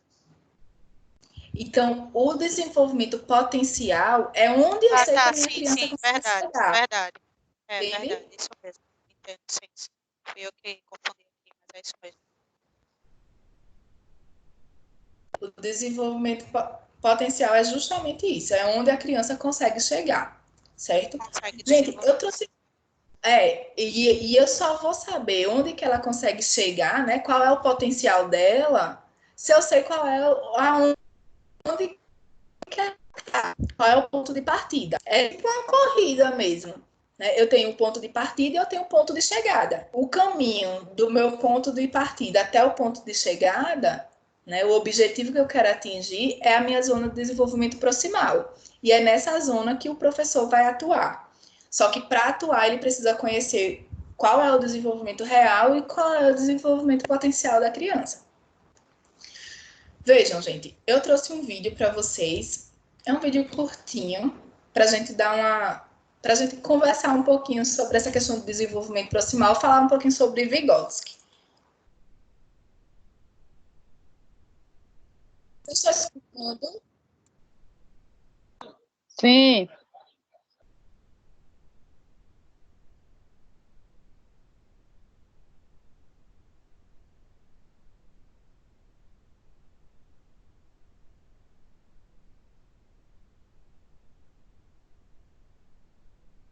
O vídeo tá mudo. Não, o vídeo tá mudo, professora. O vídeo tá mudo.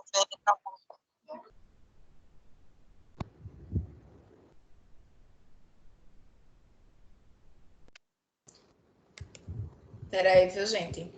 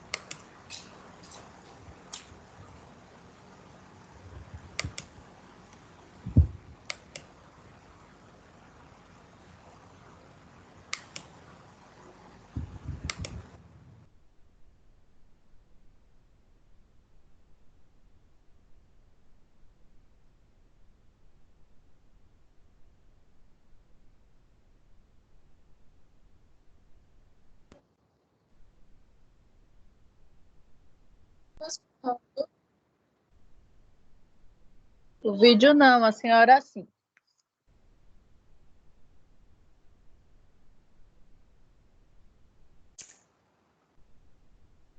Não consegue escutar, não? O vídeo não, professora. Não, o vídeo não. O vídeo não. Certo. Vejam, eu vou mandar depois, então, para vocês o vídeo. Aí vocês assistem, certo? Certo. Mas ele já está lá no AVA também. Aí qualquer coisa depois vocês assistem. Ele vai tratar um pouquinho sobre essa questão do conceito de zona de real e proximal. Né? Ele vai falar um pouquinho de Vygotsky e esse conceito que ele traz e sobre o papel das... Para Vygotsky, esse papel da interação social, ela é fundamental para que se alcance esse desenvolvimento proximal, certo? Então, a criança ela só consegue desenvolver, ela só consegue aprender a partir das interações que ela vai estabelecendo. Então, vejam, ele tem a concepção, Vygotsky ele vai ter essa concepção de interação social, né? Por quê? Porque ele tem uma visão de homem que é essencialmente social. Ele afirma que é na relação com o próximo, numa atividade prática comum, que este, por intermédio da linguagem, ele acaba por se constituir e se desenvolver enquanto sujeito. Então, ele diz o seguinte: o homem ele é social. O homem ele é uma construção social. O ser humano ele é uma construção essencial social, certo? E que ele se estabelece e das interações que ele estabelece. Eu não estou quase entendendo o que a senhora está falando. Tá cortando o vídeo. Professora, tá cortando muito sua fala. Repete, Tá por favor. cortando muito, eu não estou entendendo de nada. A internet bugou. Acho que essa internet aí tá oscilando aí, tá chegando super cortado pra gente.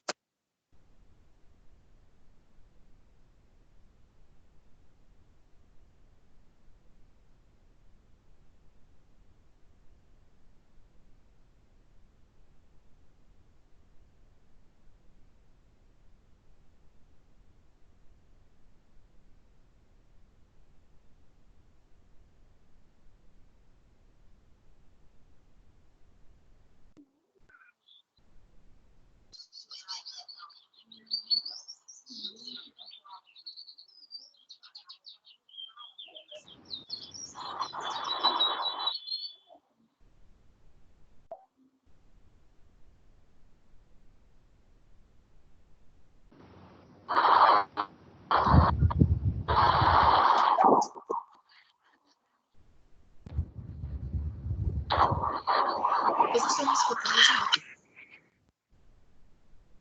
Estão me escutando agora? Sim. Agora sim. Sim. Eu vou deixar o vídeo. Eu vou deixar a câmera. Eu vou deixar a câmera desligada, porque pode ser que ajude. Ele está dizendo aqui que está com problema de conexão, que se desligar o vídeo, talvez ele melhore um pouco. Mas aí, como vocês vão estar vendo os slides, também não precisa ficar vendo minha cara, não. Minha cara feia. Tá certo, tá. Ah, não. Vejam, filha. Que é isso, professora? Agora tá feia. Eu tirava ponto dela, viu? Gente, eu não dou ponto não, porque tá me bajulando, tá?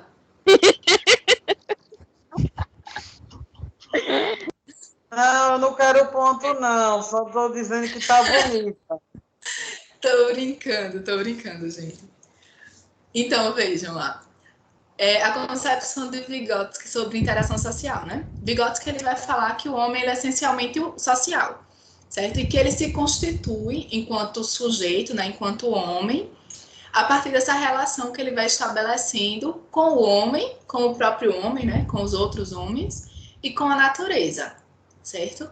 Então, diferente do animal, o ser humano ele não vai se limitar à sua própria experiência pessoal, porque ele consegue aprender com as experiências dos outros seres humanos, né? Então, vejam, a possibilidade do ser humano se constituir enquanto sujeito e de se apropriar das conquistas anteriores da espécie humana está, de um lado, condicionada ao desenvolvimento do sistema nervoso, né, que é uma questão biológica, né, de desenvolvimento do nosso organismo, né, do nosso corpo biológico, e, por outro lado, a qualidade das trocas que se dão entre os homens, ou seja, a qualidade do processo educativo do qual faz parte.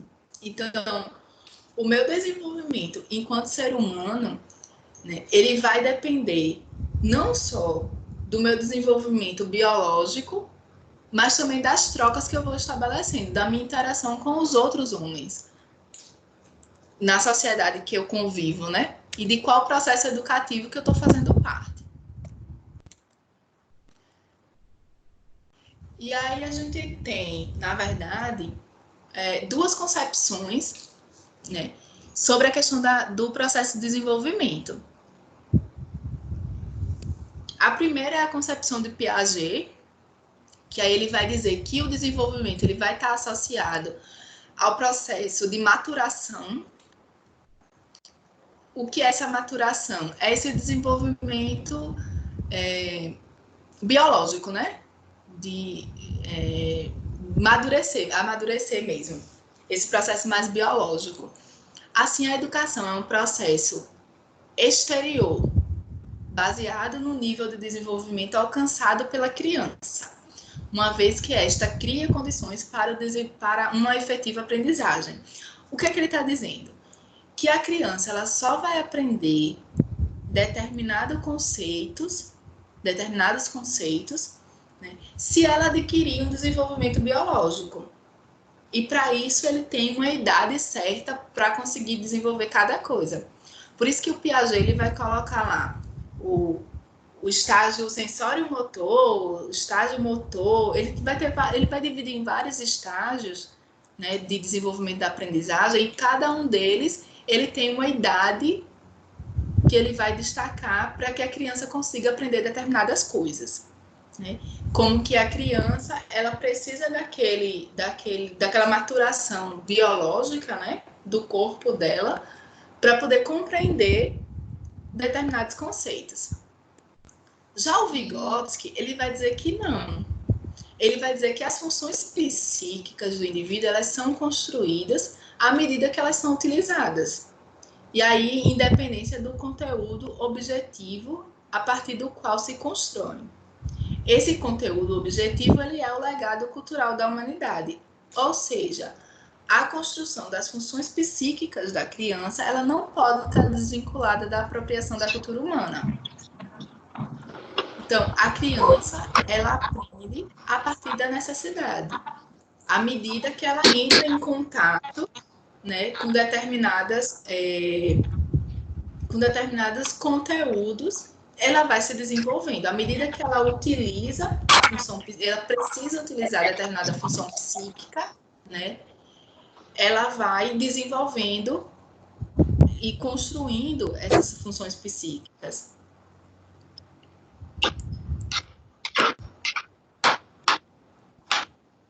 Desliga o microfone.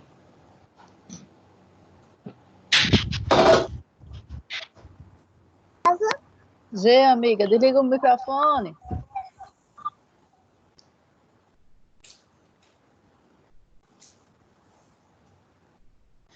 Então, vejam, gente, o desenvolvimento cognitivo para Vygotsky, né, ele vai depender tanto do conteúdo a ser apropriado, como das relações que vão se estabelecer ao longo do processo de educação e de ensino.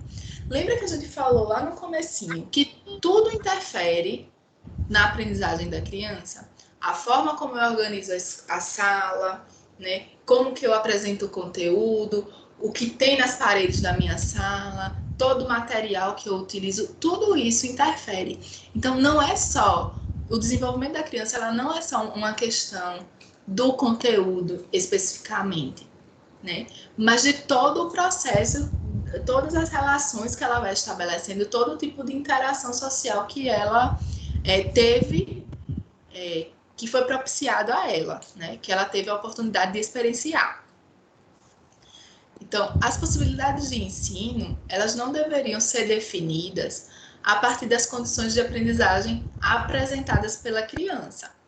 E aí, quando ele fala dessas condições, são as condições biológicas, tá? Ele está fazendo, na verdade, essa crítica a Piaget, dizendo que a gente não pode partir das condições biológicas, né, de aprendizagem apresentadas pela criança, mas com base naquilo que elas são capazes de realizar sozinhas, que é justamente esse processo que a gente está falando do desenvolvimento real e do potencial, né? Então, a gente a gente precisa entender o que a criança consegue realizar só, né, o que ela já sabe, para que a gente possa entender até onde ela consegue chegar.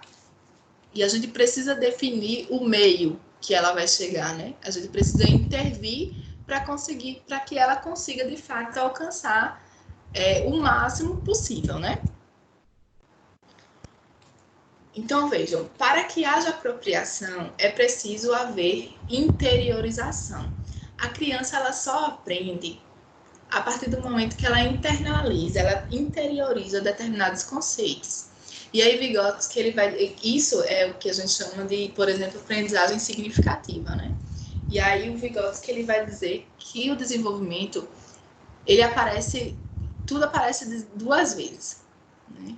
Todos os conceitos, todos os conhecimentos, todos os conteúdos que a criança vai adquirir, né, ela vai aparecer de duas formas, duas vezes. Uma no nível interpessoal, que é quando a criança ela entra em contato com o ambiente social, né, com as outras pessoas, a experiência que ela vai tendo, com essa relação, interação que ela vai tendo com outras pessoas, e no nível intrapessoal, que é o cognitivo dela, né, o intelecto dela. Quando ela entra em contato com ela mesma, quando ela estabelece as vinculações e ela refaz, né, essas significações.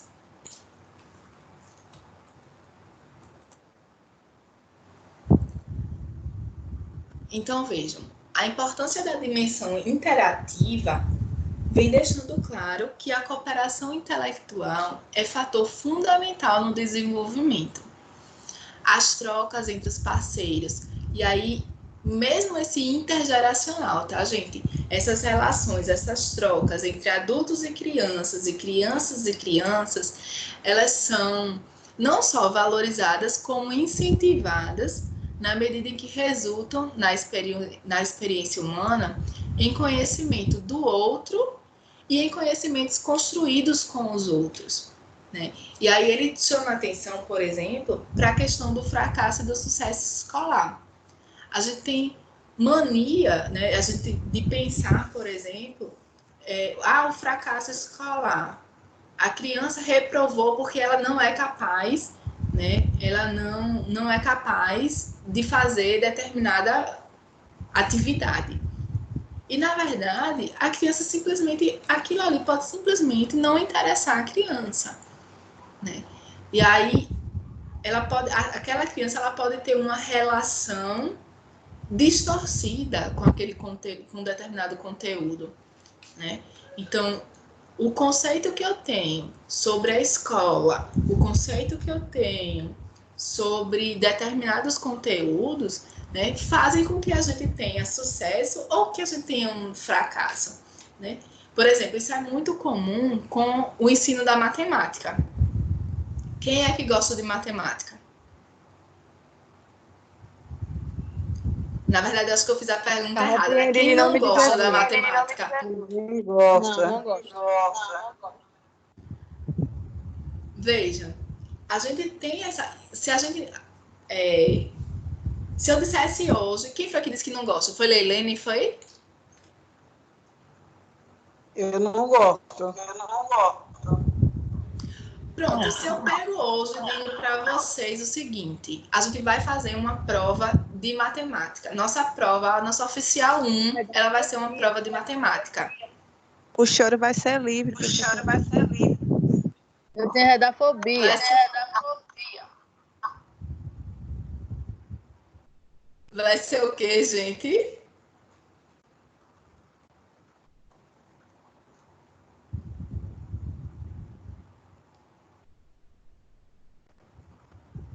E aí, pessoal? A prova vai ser de matemática. Como é que vai ser? Vai ser choro livre, mulher. Pode mandar. Qualquer.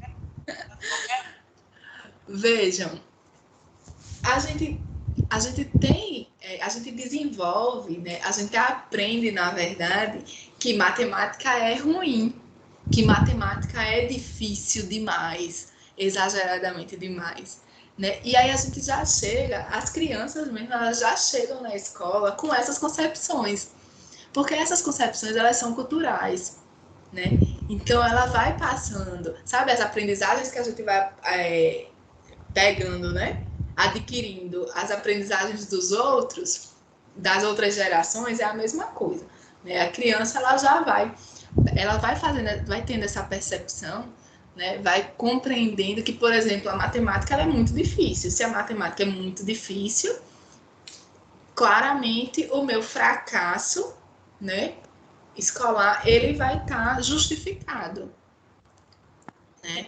Então, a gente, enquanto professor, né, enquanto sociedade, a gente também vai gerando sucessos e fracassos, né? Vai gerando estímulos ou desestímulos, né, nas crianças. Então, veja, ele vai reforçando, né, esse caráter eminentemente social do ser humano. Então, é a partir dessas relações que a gente vai produzindo esses fracassos, esses conceitos, né, de fracasso e de sucesso. Né? E vejam, a produção e reprodução da existência humana, ela depende de uma dupla interação, justamente por esse caráter social do ser humano, né? Que é essa relação, essa interação do homem com a natureza, né? Que são as relações de trabalho, e a dos homens com os outros homens. As interações sociais mantêm e recriam a estrutura da sociedade e só podem ser compreendidas dentro dessa determinada sociedade, dentro desse tempo. Não adianta, gente, a gente querer entender determinado conceito, né, determinada interação social, compreender ela em toda a sua estrutura, se a gente não entender em que tempo, em que tipo de sociedade que ele está colocado. A gente não pode avaliar as interações que eram feitas, por exemplo, lá no feudalismo, hoje, né, com a cabeça de hoje, que a gente tem hoje. A gente precisa entender que essas interações, elas reproduzem mesmo, né, as concepções que a gente tem, e elas também vão avançando, e aí elas vão também criando contradições, né, que fazem com que as pessoas busquem transformar essas interações, né, transformar a estrutura da sociedade, certo? E aí é justamente isso que ele coloca, que elas podem ser diretas, que é quando elas acontecem com as outras pessoas, ou essa interação ela também pode ser dada de forma indireta, certo? Que é a partir da interação que a gente tem com a própria cultura, né? Que são as ideias e as crenças que a nossa sociedade internalizou, né? E aí, por exemplo, a questão do machismo, né? A gente vive numa sociedade machista, né? E aí a gente o pessoal vive discutindo sobre essas questões, né? Mas a gente vive numa sociedade machista, né? São as crenças internalizadas e que a gente precisa, de fato, não reproduzir, né? A gente precisa, a partir das nossas interações, não reproduzir e manter, né? Mas a gente precisa recriar essa estrutura, né? Para uma nova estrutura, uma estrutura de igualdade, né? Para que a gente, de fato, possa sair dessa desigualdade de gênero, nesse caso, né? Mas para que a gente possa reconstruir, por exemplo, toda a estrutura social mesmo, né? Econômica da nossa sociedade, desigualdade imensa.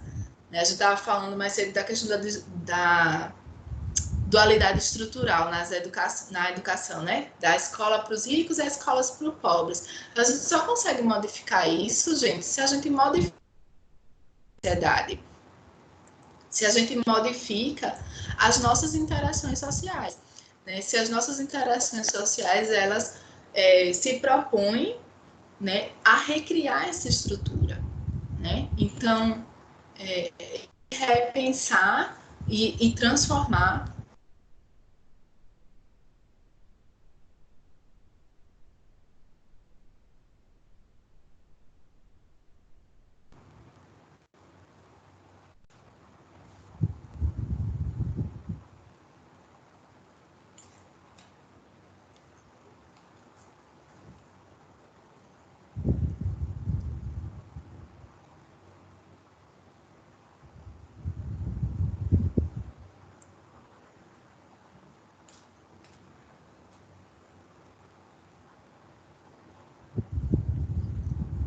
E tá bem ruim hoje, hein?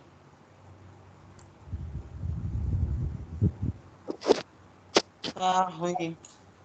Pessoal, vocês estão me escutando? Tá horrível hoje, hein? Tô ouvindo, professora. Tá horrível. Tá bem ruim, né? Vejam, Tá gente, ruim mas eu mesmo. acho que esse é o último slide, tá? A gente termina. Vejam, só para finalizar mesmo aqui, ver se vocês conseguem escutar um pouquinho. Na próxima aula, a gente vai tratar sobre a questão vai continuar a questão das interações, e aí mais voltado para a questão das pedagogias ativas, as metodologias ativas, certo? E vai tratar também sobre a questão dos materiais curriculares e dos recursos didáticos. E aí a gente vai trabalhar com a questão do livro didático.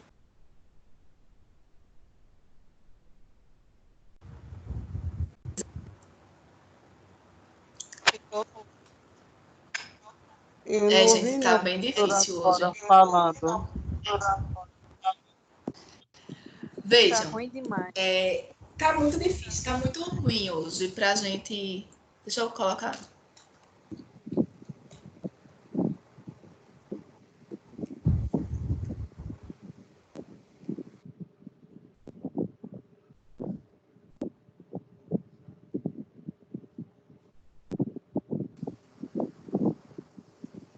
Oi. Oi. Estão me escutando agora? Ouvi. Oh, Tamo, agora tá ouvindo, sim.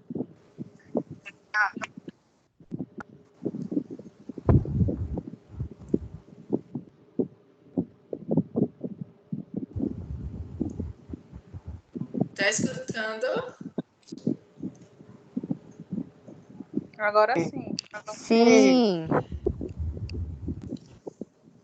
Pronto. Gente, tá muito ruim hoje, mas vejam. Eu acho que eu consegui dar todo o conteúdo. Acabou que a gente não conseguiu discutir tanto. Mas vejam, eu vou deixar uma atividade para vocês. Cortou de novo. Tá travando muito. Parou. Travou.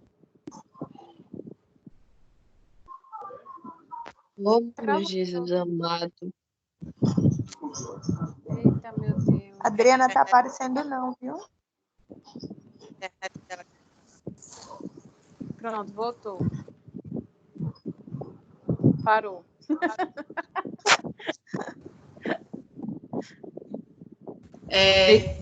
Porque tá ruim. Eu fui olhar É a também, eu pensei que internet. era a internet que tava ruim. Agora Mas não. Vejam. Eu vou deixar um texto para vocês fazerem um fichamento e vou mandar o livro também para vocês. O livro não, gente, o vídeo, certo? Assistam o vídeo, tá? E aproveitem a lida nesse texto que eu vou mandar sobre os processos de desenvolvimento. Professora, Ou mas fichamento tá de um áudio, conteúdo, tá né? Não sei cortando. como é que vocês. Tá cortando. Eu vou mandar uma mensagem no grupo do WhatsApp, tá bom? melhor. Tá certo, tá. Boa Tchau. noite. Boa noite. Tchau, boa Tchau. noite. Tchau. Tchau. Boa noite. boa noite. Boa noite.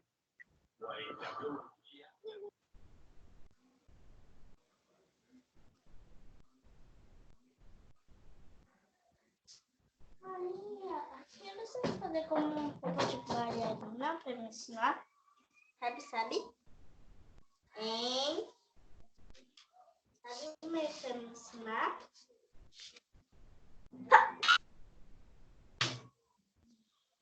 Ei, mãe, sabe para me ensinar? Fazer aqui uma roupa